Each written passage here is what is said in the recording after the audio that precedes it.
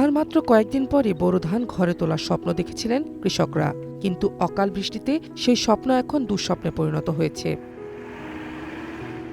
গত এক সপ্তাহের টানা বৃষ্টিতে রত্না নদীর পানি বেড়ে উপচে পড়েছে হবিগঞ্জের হুগলি, বাতাসর ও বালিহাওরে।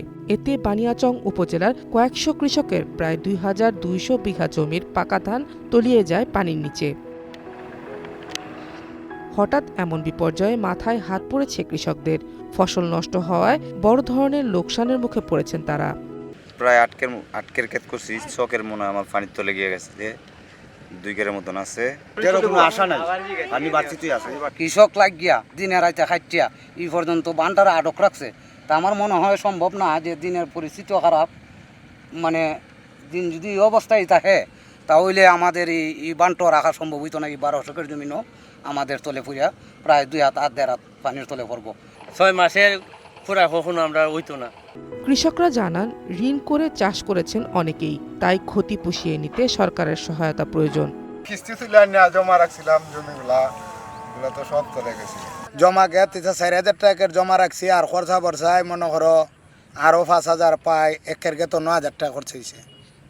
1 কেরকে তো 9,000 টাকা খরচ হয়েছে, 10 কেরকেতে 90,000 টাকা গেছে। সরকারে কি করবো না করবো এটা সরকারের ইচ্ছা। এদিকে ধানের জমি তলিয়ে যাওয়ার বিষয়টি অবগত হয়েছে কৃষি বিভাগ। এরই মধ্যে ফসলের ক্ষয়ক্ষতির পরিমাণ চিহ্নিত করতে জরিপ শুরু হয়েছে। প্রপার নিষ্কাশন ব্যবস্থা নাই বিধায় পানিগুলো এখানে জমা হয়ে আছে।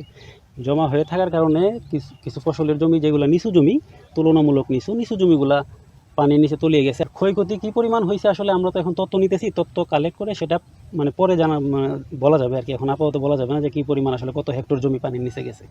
পানি উন্নয়ন বোর্ড জানিয়েছে, হাওরের ফসল রক্ষায় দ্রুত প্রয়োজনীয় পদক্ষেপ নেওয়া হবে। হাওরের একেবারে যে মিডল পয়েন্টটা, সেটা ন্যাচারালগতভাবে প্রকৃতিগতভাবেই সেটা আসলে নিচু।